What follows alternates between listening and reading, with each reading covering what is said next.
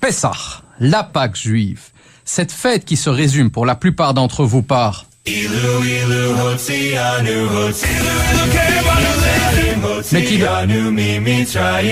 mais qui dans notre famille ressemble plus à ça.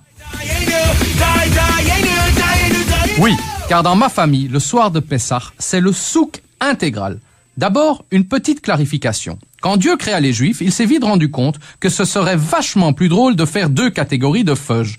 Les Ashkénazes, éternelles victimes qui se plaignent, et les Séfarades, toujours joyeux et exubérants. Alors quand je dis que Pessah chez nous, c'est un gros n'importe quoi, c'est justement car chez les Friches, histoire de bien faire marrer le bon Dieu, ça fait 4 générations que Ashkénazes et Séfarades se mélangent.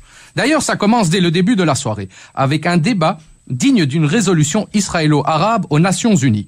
Qui cache les matzot, généralement appelés pain azim, le grand-père ou les enfants?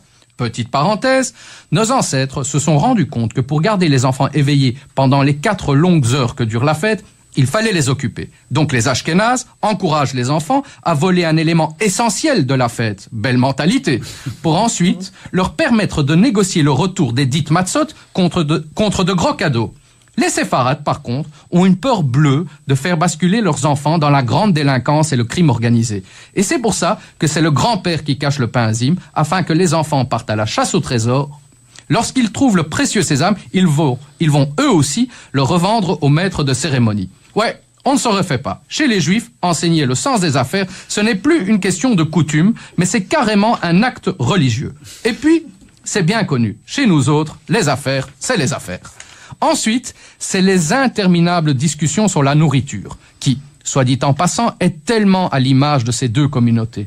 Le gefilte fish est gris, sans style, et même l'aspect fait pitié.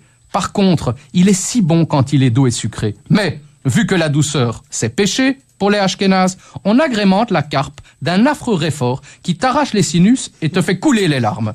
Chez les Séfarades, c'est tout l'inverse. On a droit à des daffinas épicés et colorés à souhait, ou encore des quajados à l'image de cette joyeuse communauté, où on cache la misère des matzot sous de riches couches de viande et d'épinards.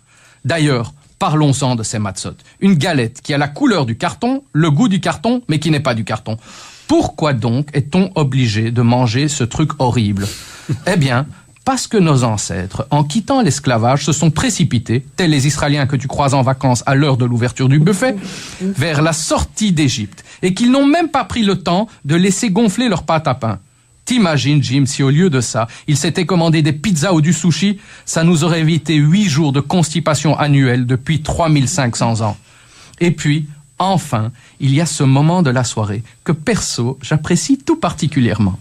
C'est le moment où l'on trempe les œufs dans l'eau salée. Je me suis toujours demandé pourquoi on faisait ça. Jusqu'au jour où j'ai compris. Réfléchis une seconde, Jim. À Pessah, tout est symbole. En trempant ces œufs dans l'eau salée, on commémore le miracle de l'ouverture et de la traversée de la mer Rouge.